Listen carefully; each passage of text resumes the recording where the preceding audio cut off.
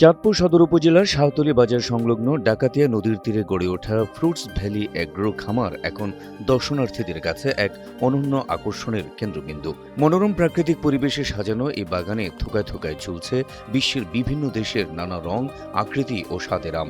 ছোট ছোট গাছগুলোতে ঝুলতে থাকা আম বাগান জুড়ে তৈরি করেছে এক মনোমুগ্ধকর দৃশ্য। উদ্যোক্তা হেলাল উদ্দিন জানালেন, আমের নিরাপদ উৎপাদন নিশ্চিত করতে প্রতিটি গাছে বিশেষ পদ্ধতিতে ব্যবহার করা হয়েছে পট ও প্লাস্টিকের আবরণ। এসব আবরণ ফলকে পোকামাকড়ের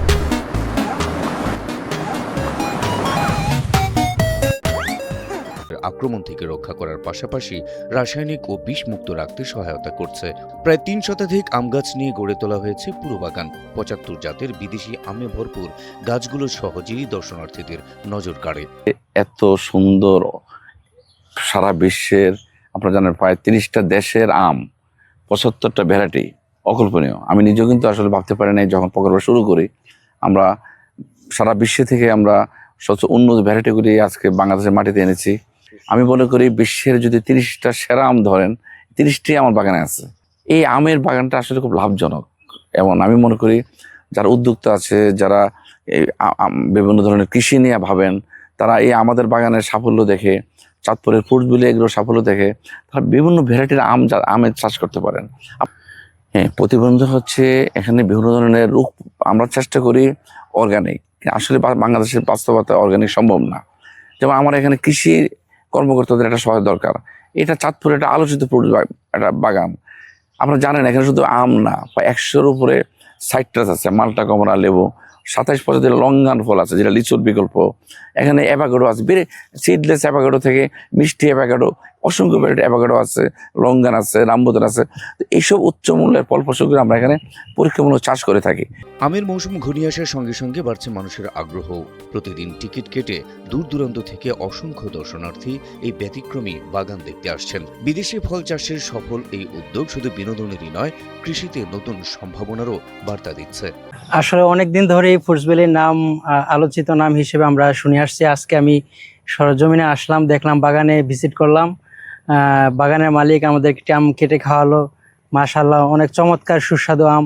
আর এখানে অনেক ভ্যারাইটিস আছে যা আসলে বাংলাদেশের মানুষের স্বপ্ন থাকে খাওয়া বা দেখা। কিন্তু আমরা দেখা যায় এই চাঁদপুরের এই শাহতলীতে, এই ফ্রুটস ভ্যালিতে একসাথে অনেকগুলো ভ্যারাইটির আমের স্বাদ আমরা নিতে পারতেছি এখানে এসে। অসাধারণ। আমি আসলে এত আমের বাগান অনেক দেখছি, কিন্তু এত জাতের আম একসাথে এই প্রথম দেখলাম।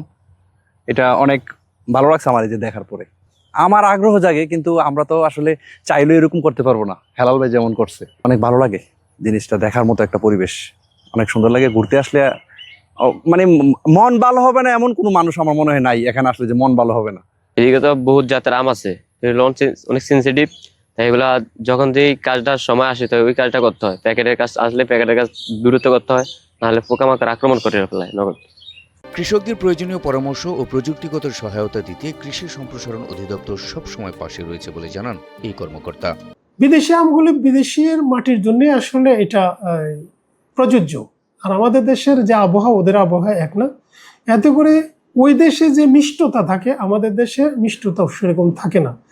তো ফাইনালি এটা আসলে শখের জিনিস, শখ করে করার নিজে একটু শখ করলো, আর এটা কমার্শিয়াল হবে না। এতে করে যেহেতু লাভ হবে না, মিষ্টতা কম, সুতরাং এটা মানুষ এটার প্রতি আগ্রহ থাকবে না। তো এগুলি করলে করা যায়। এখন মুকুল আসে যে সময়, আপনার জানুয়ারি ফেব্রুয়ারি মাসে মুকুলটা আসে, ওই সময় কিন্তু টেম্পারেচার কম থাকার কথা। এবার টেম্পারেচারটা একটু বেশি।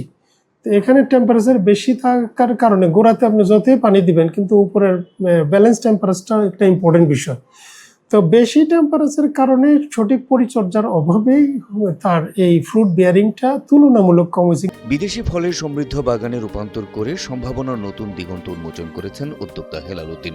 তার এই ব্যতিক্রমী উদ্যোগ প্রমাণ করেছে পরিকল্পিত কৃষি চর্চা ও উদ্ভাবনী চিন্তাই হতে পারে গ্রামীণ অর্থনীতি ও কৃষির টেকসই উন্নয়নের শক্তিশালী হাতিয়ার।